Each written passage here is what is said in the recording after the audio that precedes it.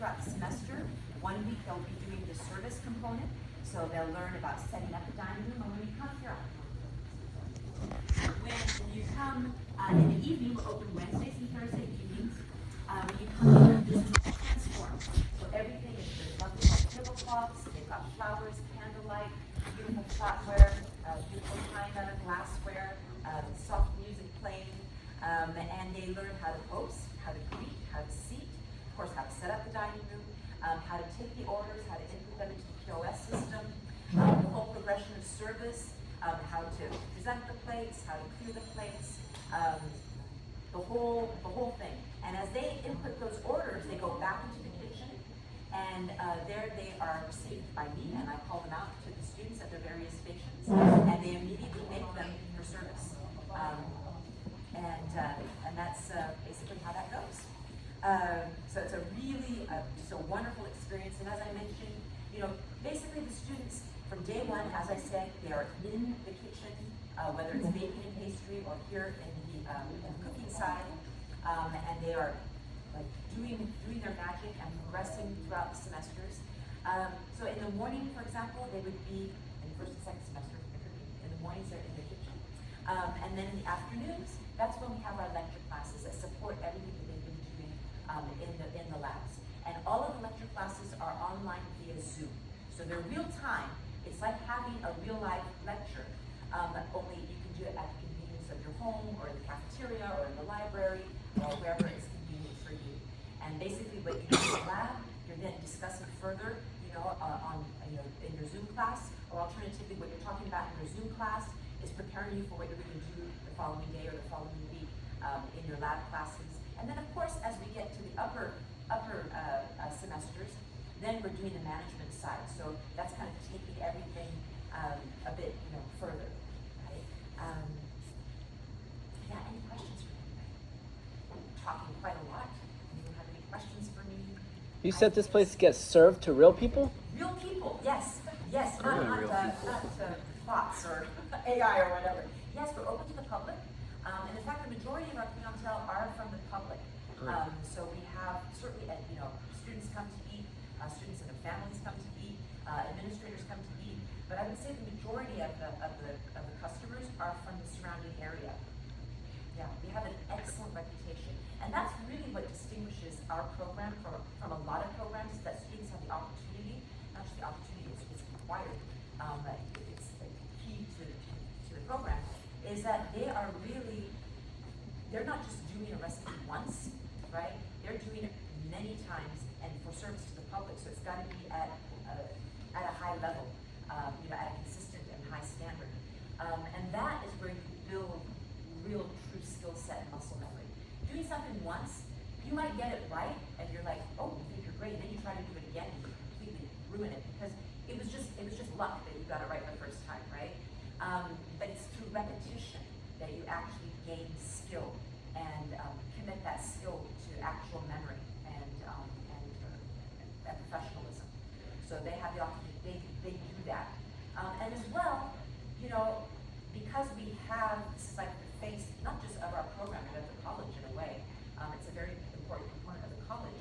It's so highly esteemed, and it shows what our students can do to such a, it's just so evident and clear, and people can come and see that the reputation is really what it is. I mean, they don't have to take our word for it. Potential employers can come here and really see what our students can do. Can I ask you 2 questions? So let's just say culinary arts, like since I'm in like the Western world, let's say if somebody's interested in like the Asian cuisine, how does that, if at all, that gets taught? It does in international cuisine. Yeah. We spend about half a semester in the various Asian countries. Yeah. Now, of course, as I said, spending 1 week in China, you're not going to learn all of Chinese cuisine. It's not possible. Spending 1 week in Italy, you're not going to get all of Italian cuisine. But I do feature like the iconic dishes, and this is why the recipes are very intense, because I try to put as much technique in there as possible, so students get as much exposure as possible. Second question is that because food is kind of artsy. It is very arts, culinary arts. So how would you grade, like, you know, an omelet from one student from an omelet to another student? Like, how does the taste factor come in? That's a matter of cooking temperature, texture, flavor.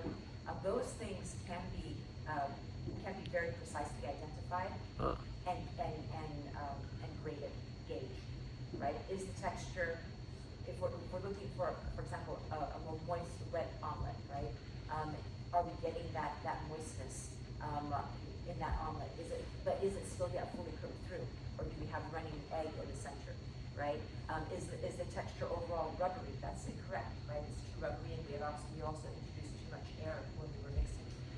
So the whites are the structure of the omelet. So we've created too much levity in the preparation of the omelet. Was the heat too high, etc.? You can see all of that: the color, the temperature, the texture, the flavor. All of those can be quantified and created. And then, as a culinary arts graduate, what are some of the incomes you can get? It can go extremely high, right? I mean, it can be very, depends on where the student is going to go, right? It can be, from entry level, like the 40s, right, for entry level, depending on where you're going. But there's so many different things you can get into. Are we going into a restaurant? What type of restaurant? What position in the restaurant? An executive chef is going to be commanding, 6 figures, definitely up, 200, 250, that range. Hotels can be much higher than that. Private chefs, corporate chefs can be much higher than that. So there's just so many different things that you can do. Then there's also, you can be, for example, recipe developers, testers, food writers, people that get into video and media, people that are, I don't know if I mentioned already, food buyers, etc. There's just so many different things you can get into. It's hard to say. But it can be a very, very well-paid career. It can also be, people that want to just stay as a prep cook are going to be at a lower thing. Does the majority of the students that enter the program, do they have a dream of owning their own business? Is that what a lot of people come in? It's a variety of things. And we've had, many of our students are entrepreneurial and have that dream, and many of our students have gone on to do that. They have their own cafes, they have their own restaurants, they have their own catering companies. Those are the 3, and then with COVID, we had Penny. That was an interesting thing because people had to kind of reinvent themselves, and so online became very important. And we've had many students that started online businesses, little cottage industry businesses for themselves that have taken off, and they maintain that and continue with that. Teaching is also another option. So there's many things you can do. Last question is, like, if I wanted to be a chef at some place, do I have to have a degree in culinary arts for them to hire me, or can I just say I'm a good chef and you just try my food and they'll just hire you? Or most places are not going to hire you straight off the bat as a chef, regardless. Right? Okay. You have to kind of work your way up. Now, the thing that helps someone with culinary arts degree versus somebody, you can certainly make it to a chef through the School of Hard Knocks. That happens, and many chefs will tell you, you know what, you don't need a culinary degree. You just get out there working. And yes, that has worked for many people.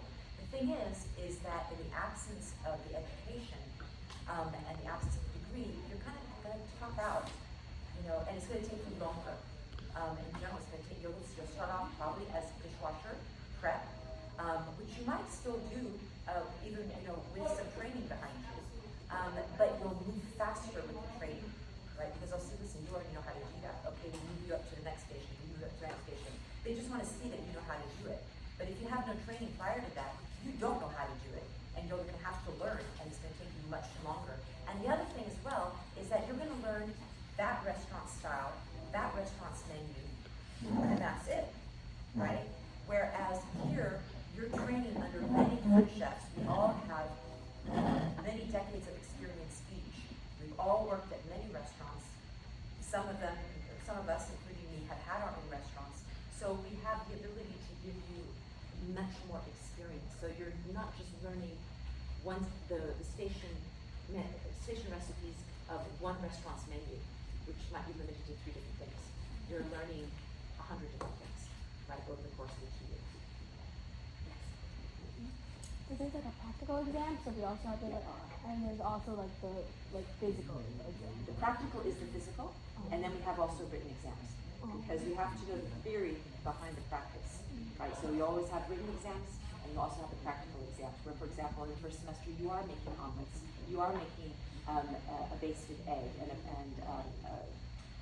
soft poached egg, and a variety of different egg styles to prove that you know how to do that.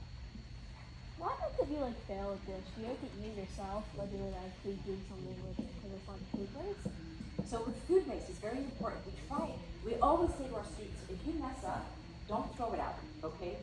Call us over. And I think we have very good relationships with our students. They trust us enough to say, hey, Chef, I fumbled this one, because we usually can find some way to save it. Maybe not for the application that was intended, but we find some way to save it. Either we can take that egg and incorporate it, make it into a mayonnaise, or whatever the case might be, but there's something we can do with it, rather than have it be tossed into the garbage. Sometimes, yes, things just get completely burned, or whatever the case might be, and yeah, the only option is that, it's the unrecyclable waste bin, okay, that it goes into. But otherwise, the other thing is that we learn probably more from our mistakes than we do from our successes. When you succeed, you're like, oh, cool, great, and you move on, right? And you probably, maybe you remember it, maybe you don't remember it. But when you fail, and then you have to recover, and you later, why did that happen? Okay, and now I got to figure out how I can recover if possible, or if not, that really cements it on your brain, right? And then you learn, then you really pay attention, and you learn properly how to do it so that it comes out correct that second time. Then you're really learning, right?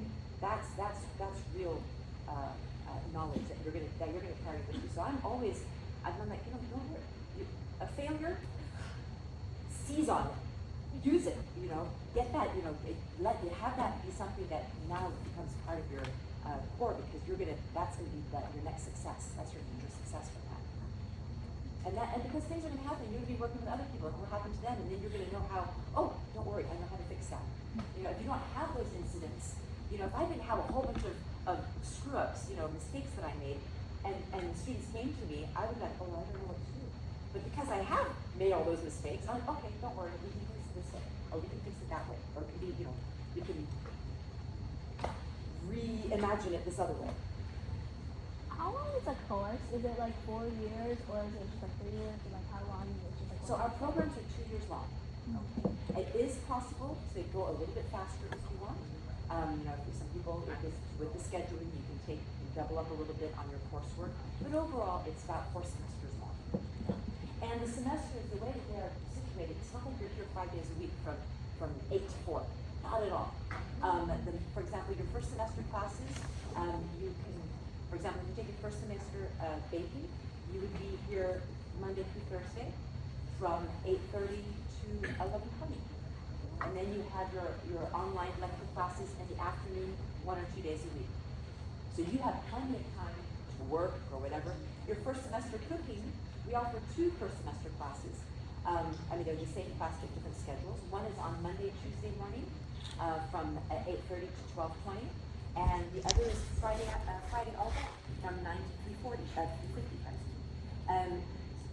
And then we have your lecture classes a couple of days a week online.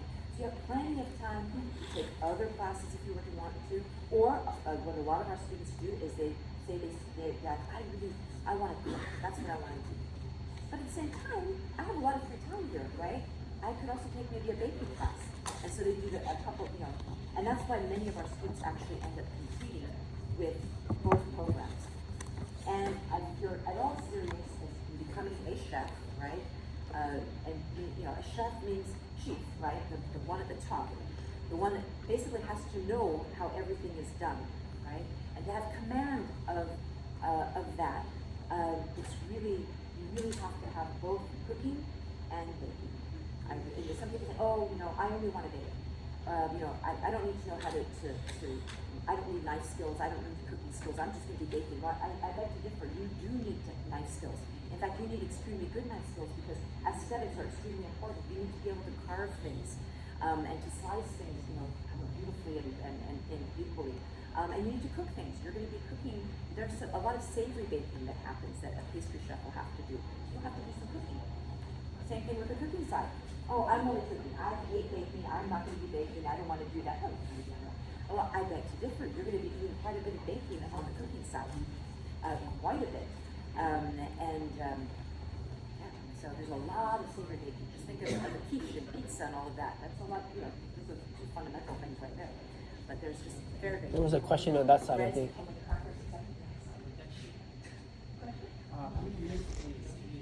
It depends. So the first semester, and so first and second